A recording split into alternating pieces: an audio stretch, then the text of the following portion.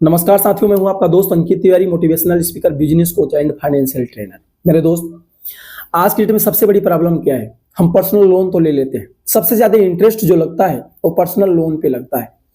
होता क्या है कि कुछ ऐसी कंपनियां हैं जो कि एक हफ्ते के लिए लोन देती हैं, 15 दिन के लिए लोन देती हैं, आपसे हाई इंटरेस्ट चार्ज करती हैं, 5%, 7%, 10%, 15%, 20% तक का एक हफ्ते के लिए इंटरेस्ट लेती है। ऐसे कंपनियों से आपको लोन नहीं लेना है।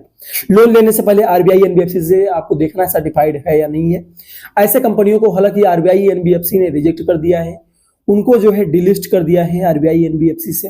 तो ध्यान देना, ऐसी कंपनी से लोन नहीं लेना है। अगर आपने ले ही लिया है तो आपको डरना नहीं है, आपको आराम से पे करना है, ठीक है। वो आपका सिविल खराब नहीं कर पाएंगे, ठीक है। आपको परेशान होने की जरूरत नहीं है, नहीं भी दोगे तो भी कुछ नहीं होगा। ऐसी ही कंपनियां होती हैं जो आपको परेशान करती हैं, आपको हरास करती हैं, आपको गाली देती हैं, आपसे बदतमीजी से बात करती हैं। ऐसी कंपनियों के जो भी रिकवरी एजेंट होते हैं, जो भी कॉल सेंटर वाले होते हैं, जिस भाषा में बात करते हैं, आपको उनको उसी भाषा में जवाब देने का काम करना है। मेरे दोस्त, लगातार लोगों को परेशान किया जा रहा है, हरास किया जा रहा है। मैंने देखा, रिसर्च किया तो पिछले 2 साल के अंदर लगभग 50 से 60 लोग ऐसे हैं जिन्होंने सुसाइड किया। ये मेरा डेटा नहीं है, ये सरकारी डेटा है। मेरे दोस्त, ऐसे तमाम सारे लोग डिप्रेशन में चले जाते हैं, गाली दिया जाता है। ऐसी 2-3 केसे हमें जो है देखने के लिए, जहां के पूरा परिवार ही खत्म हो गया।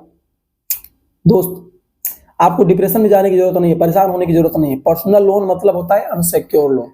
आपने कुछ भी उनको गिरवी नहीं रखा है, आप नहीं भी दोगे ना तो भी कुछ नहीं होगा। ज्यादा से ज्यादा आपका सिविल खराब कर सकते हैं, ठीक है। कुछ नहीं होगा। नोटिस वोटिस भेजेंगे, सब फेक नोटिस होती है। लीगल नोटिस भी होगी, उसमें भी कुछ नहीं होगा। आपके नाम पे एफआईआर नहीं हो सकता। लोन लेना कोई भी अपराध नहीं है। आपको सिंपल सी बातें समझनी है। देखिए, सबसे बड़ी बात आपको यह समझनी है, कोई भी बैंक या एनबीएफसी अगर आपको लोन दे रही है तो आपके साथ बिजनेस कर रही है। वो आपको लोन देती है, आपसे हाई इंटरेस्ट चार्ज करती है, आप उसको इंटरेस्ट के साथ पैसा लौटाते हो। तो वो क्या कर रही है? आपसे बिजनेस कर रही है, आपसे पैसे कमाने का काम कर रही है। आप अगर लोन लेते हो, लोन नहीं भर पाते हो, कोई क्राइम नहीं है। बहुत सारे ऐसे लोग हैं, बड़े बड़े करोड़पति अरबपति लोग लोन नहीं दे पाते हैं, ठीक है। पर्सनल लोन अनसिक्योर लोन होता है, नहीं भरेंगे तो भी कुछ नहीं होगा। अब जैसे आप कितने दिन नहीं भरेंगे तो क्या नहीं होगा, इसकी बैंक का बहुत अच्छा प्रोसेस है। मैं सारी चीज जानता हूं। ऐसा कोई डिपार्टमेंट नहीं है बैंक का जिस डिपार्टमेंट में मैंने काम न किया हो। आज भी ऐसे मेरे बहुत सारे कलीग हैं जो कि personal loan, home loan, gold loan, ये सारे लोन की जो है सेल्स करते हैं और सेल्स मैन है, ठीक है। लोगों को लोन दिलवाते हैं, उनको काफी अच्छी जानकारी है। मैंने खुद काम किया है।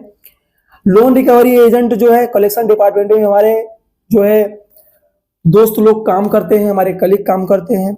उनसे सारी चीजें मैंने रिसर्च करने के बाद में मैं पूरी प्लेलिस्ट बना रहा हूं, जहां पे मैं आपको बताऊंगा एक एक चीज के बारे में। अगर आप लोन भरते हो या नहीं भरते हो, कब तक नहीं भरते हो, तो क्या क्या होगा आपके साथ, ज्यादा से ज्यादा क्या हो सकता है।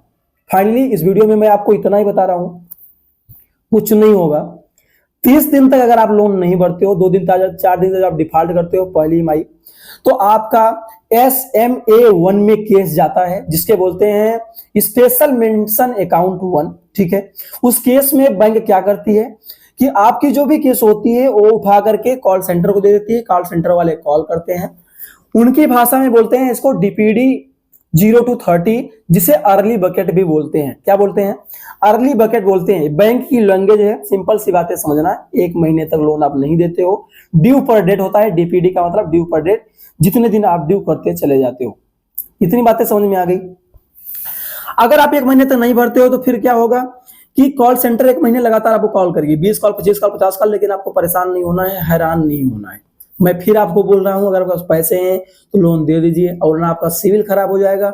सिविल आपके लिए बहुत ही महत्वपूर्ण रोल प्ले करता है कभी भी लाइफ में लोन लेने के लिए। अगर आपका सिविल खराब हो गया तो कभी आपको लोन नहीं मिलेगा, कोई भी क्रेडिट कार्ड नहीं मिलेगा, आपको काफी सारी दिक्कत आ सकती है। आप बाइक कभी भी जो है अपने नाम पे फाइनेंस नहीं करवा पाएंगे, कार फाइनेंस नहीं करवा पाएंगे। तो ये बातें आपको समझना है, सिविल को खराब नहीं करना। अगर आपके पास लोन नहीं है तो लोन नहीं, मतलब पैसे नहीं है, पैसे नहीं है तो नहीं है, कहां से दोगे? लेकिन आपको याद रखना है कि एक लोन चुकाने के लिए 2 लोन, 3 लोन, 4 लोन आपको लोन नहीं लेना है। नहीं लेना मतलब नहीं लेना, ठीक है। लोन लेकर के लोन नहीं चुकाया जाता।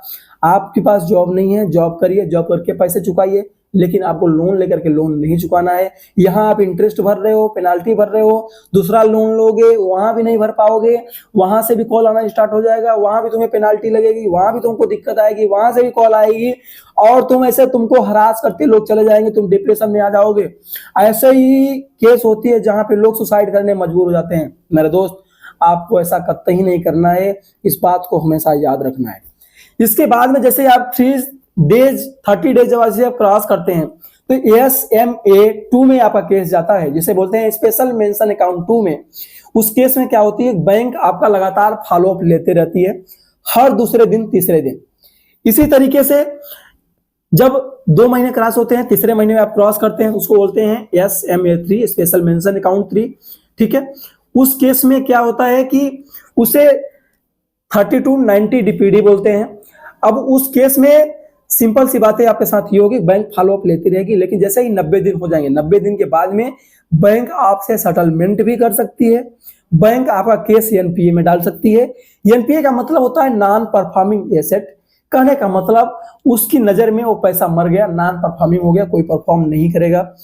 अब उस केस में क्या होगा कि आपके ऊपर 138 की जो है नोटिस आ सकती है, ठीक है, जिसे बोलते हैं ECS। ECS मतलब क्या होता है कि जैसे आप ऑटो डेबिट लगाए रहते हैं तो उस केस में हो सकता है, कुछ नहीं होता, ठीक है। बहुत आपको परेशान होने की जरूरत नहीं है। ये जो आपके कोर्ट होते हैं ना, थाना होता है, यहाँ से कोई मतलब नहीं होता है। लोक अदालत, उसकी अदालत, लोन की अदालत अलग अदालत होती है। जितने भी जो अभी जैसे मान लीजिए अब प्रेजेंट में जो भी जज हैं हाई कोर्ट में, कोर्ट में, सुप्रीम कोर्ट में, उन्हीं के जो रिटायरमेंट होते हैं वो लोग लोक अदालत में काम करते हैं। तो इस तरीके से सिस्टम होता है, तो आपको डरने की जरूरत नहीं है। कोई ओरिजिनल कोर्ट नहीं है, हाँ है कोर्ट, काम उसी के जैसा करती है, लेकिन उतना जो है आपको परेशान होने की जरूरत नहीं है। गिरफ्तारी आपकी नहीं होगी, लोन लेना क्राइम नहीं है, आपके नाम पे FIR नहीं हो सकता है। तो मेरे दोस्त, ये सारी चीजें हैं। NPA में 138 का केस आएगा, जो है नोटिस आ सकती है, रिकॉल नोटिस आ सकती है आपके पास, और DLN नोटिस आ सकती है। तीनों नोटिस होती है। इसके बारे में हम आगे जो है डिटेल में बात करेंगे। आप home loan, gold loan, personal loan, car loan, ठीक है, कोई भी अगर आप लोन लेते हैं, नहीं जमा कर पाते हैं, कितनी EMI जो है अगर आप तोड़ते हैं तो आपके साथ क्या क्या कार्रवाई हो सकती है, इसके बारे में डीप डाइव हम करेंगे अच्छे तरीके से इसके बारे में। तो आपको चैनल को सब्सक्राइब कर लेना है। डिस्क्रिप्शन बॉक्स में प्लेलिस्ट पड़ी है, उसको आपको सेव कर लेना है। वहां पे जितनी वीडियो पड़ी है उसको जाके आप पूरा देखना है। लोन नहीं दोगे तो ज्यादा से ज्यादा क्या होगा, ये प्लेलिस्ट का नाम है, ठीक है। बाकी वीडियो ज्यादा लंबी हो रही है, अगली वीडियो में आपसे मिलते हैं नेक्स्ट जानकारी के साथ कि आखिर NPA क्या होता है और 138 क्या होता है। ऐसी केस अगर आपके साथ होती है तो क्या होगा, रिकवरी एजेंट अगर आपको परेशान करता है तो आपको क्या करना चाहिए, रिकवरी एजेंट को कैसे जवाब देना है, क्या पुलिस आ सकती है, पुलिस अगर आएगी, रिकवरी एजेंट भूल से अगर लेके आता है, उसको किस भाषा में जवाब देना है, कैसे आपको वापस करना है, रिकवरी एजेंट से कैसे बातें करनी है, कैसे उसको हैंडल करना है कि कभी भी आपके घर पे ना आए, रिकवरी एजेंट से कैसे बात करना है, दोबारा आपसे बदतमीजी से बात ना करे, वो हर चीजें हम आपके बारे में आपको डिटेल में बताएंगे। बाकी मिलते हैं अगली वीडियो में, तब तक के लिए thank you, best of luck.